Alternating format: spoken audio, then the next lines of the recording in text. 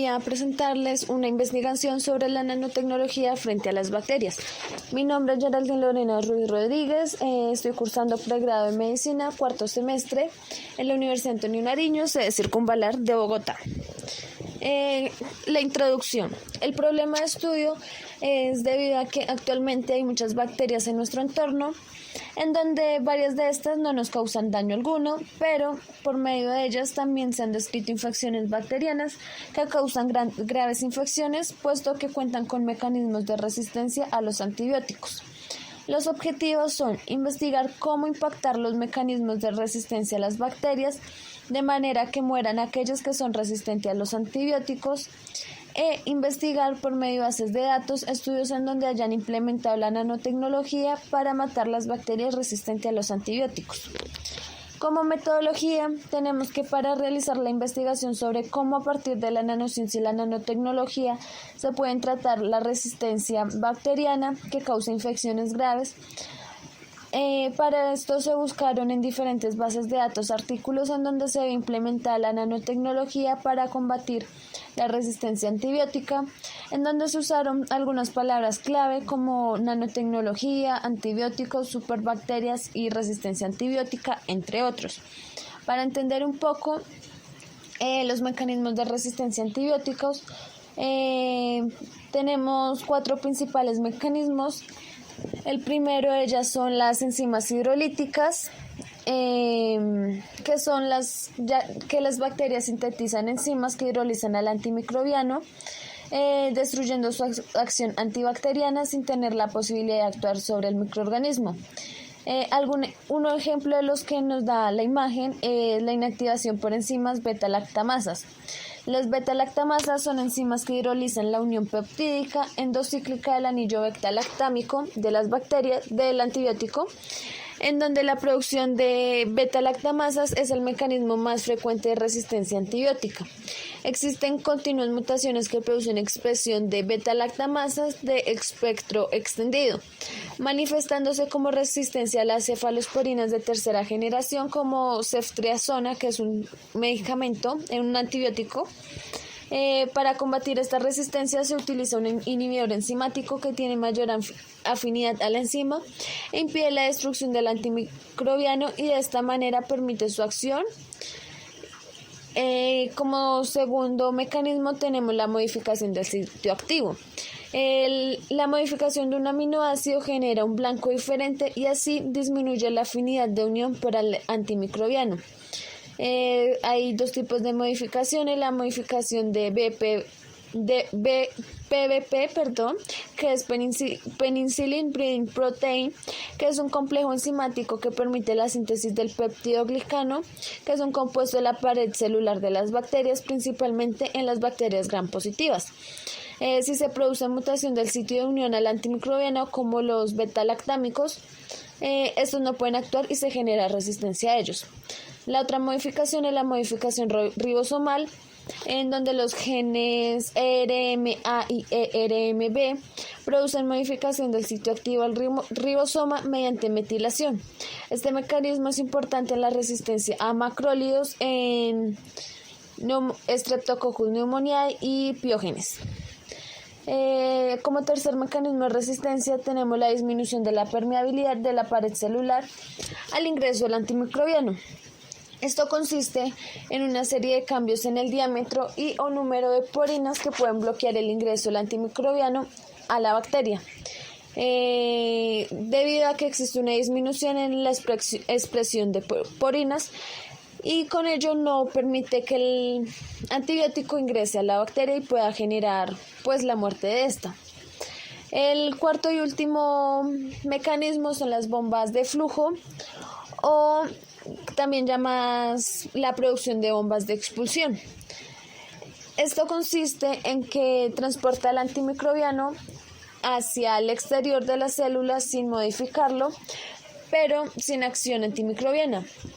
Es decir, el antibiótico ingresa a la bacteria, pero por medio de hidrólisis o por medio de ATP vuelven a expulsar el antibiótico. Por medio de ATP se ingresa ATP y se expulsa el antibiótico. Existen bombas de flujo multidrogas en la pared bacteriana que permiten la expulsión de drogas como los antimicrobianos o antibióticos, donde los genes involucrados son la MEF-A para Streptococcus pneumoniae, la NOR-A para Staphylococcus aureus, la MEX, que es para Pseudomonas aeruginosa, en donde estos genes explican la resistencia a macrólidos en estos patógenos, y a fluoroquinolonas, que es un tipo de antibiótico. Para combatir este tipo de resistencia, nuevamente se encuentra en un estudio, asociación a inhibidores de bombas de flujo junto con el antimicrobiano. Como resultados, encontramos que las células resistentes a los antibióticos también son conocidas como superbacterias, que son cepas que han mutado su ADN para poder sobrevivir. Por otro lado, tenemos que los antibióticos están perdiendo eficacia rápidamente y, aunque la resistencia se produce de forma natural, su aparición y propagación se han acelerado enormemente debido al uso inadecuado y excesivo de antibióticos en las últimas décadas. Los antibióticos tradicionales son principalmente pequeñas moléculas diseñadas para inhibir la síntesis bacteriana de ADN, ARN, proteínas y la pared celular de la bacteria. Pero las bacterias aprovechan una serie de mecanismos para adquirir resistencia, mutan innecesariamente y cada mecanismo evoluciona de manera continua. La resistencia a los antibióticos se puede definir como la capacidad de las bacterias de sobrevivir a la acción de uno de estos medicamentos a largo plazo o a corto plazo. La mayoría de las bacterias son resistentes a uno o varios antibióticos de forma natural. Sin embargo, también pueden adquirir uno o varios genes que les permiten destruir o evitar el efecto de los antibióticos. Para ello, o bien desarrollarse dichos genes, o bien los toman prestados de otras bacterias para poder generar su resistencia. Por otro lado, tenemos que la nanotecnología utiliza materiales y estructuras que miden de 1 a 100 nanómetros. Estos nanomateriales son entre 1 millón y 100 millones de veces más pequeños que una naranja, por hacer una comparación. Tienen propiedades muy interesantes y su uso ha permitido avanzar en muchos campos, entre ellos la nanomedicina. La nanotecnología permite observar dispositivos microscópicos que pueden dirigir la acción de los remedios o destruir a los patógenos. Tenemos que los péptidos antimicrobianos están formados por la unión de entre 10 y 100 moléculas más pequeñas llamadas aminoácidos. Estos forman parte del sistema inmune innato de las bacterias, hongos, animales, plantas e humanos. Su función es simplemente defenderlos de otra forma directa frente a agentes extraños o modular el sistema inmune para eliminarlos.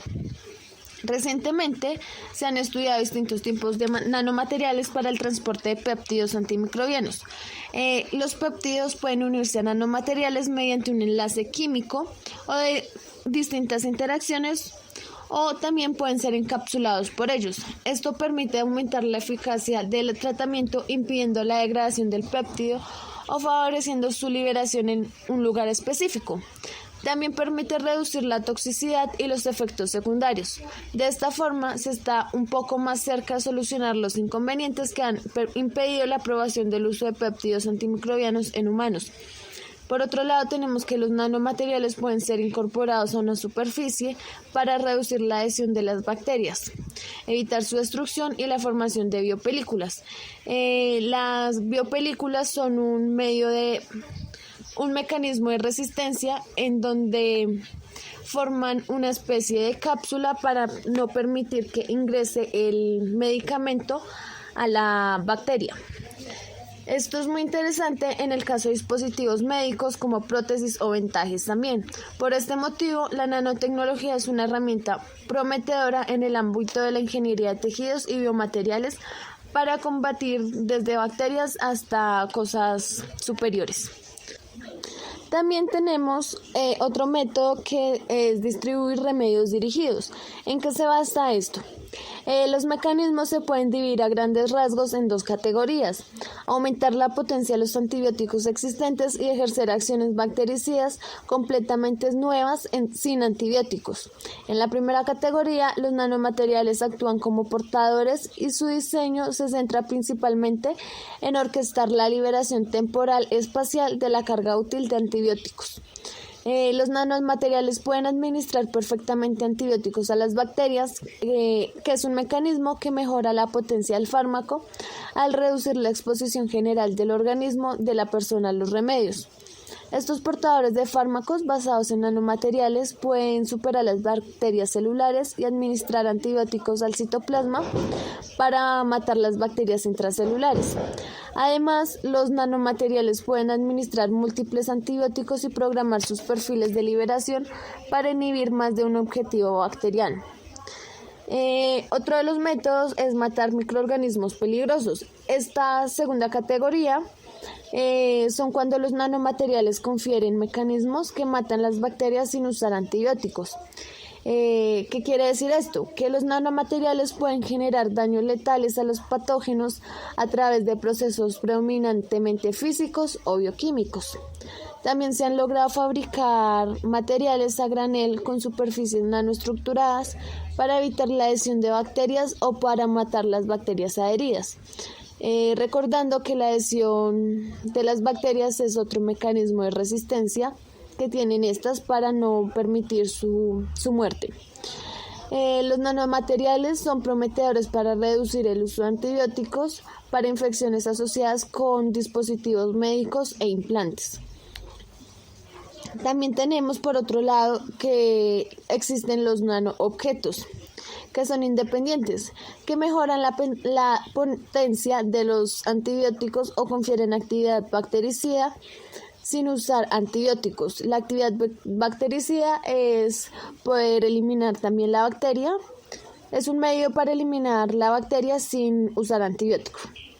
Otra área emergente son las superficies nanoestructuradas que previenen la unión bacteriana o matan a las bacterias adheridas a través de interacciones físico-mecánicas con las bacterias. Hay nanoestructuras que toman una forma afilada a modo de cuchillas. Cuando las superficies cierran a las bacterias, estas estructuras la perforan y crean poros que destruyen las células de los agentes infecciosos.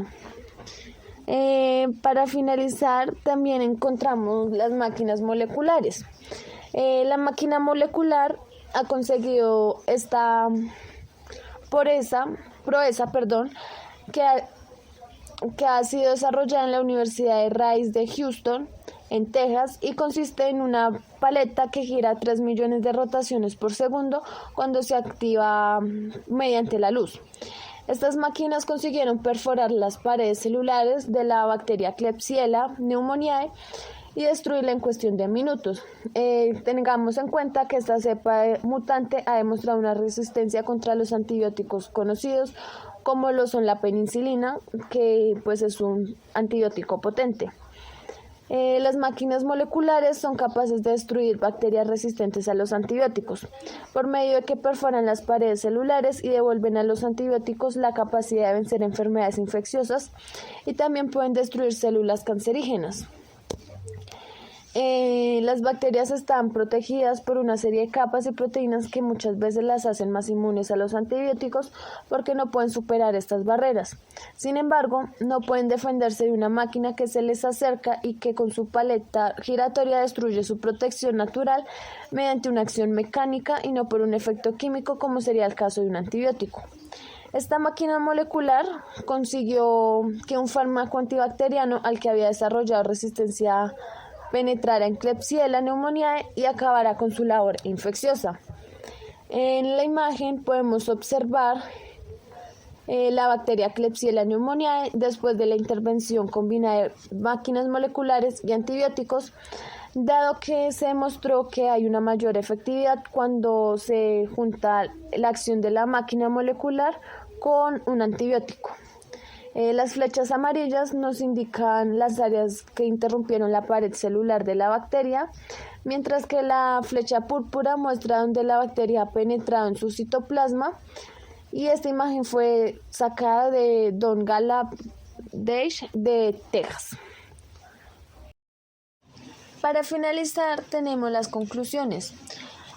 Tenemos que tener en cuenta que según la OMS, en el año 2050 habrán más muertes causadas por superbacterias o bacterias resistentes a antibióticos que por cáncer, y que la resistencia a los antibióticos será la principal causa de muerte en el planeta, por lo que es indispensable reconocer el papel tan importante que tienen los científicos en la búsqueda de alternativas a los antibióticos comunes.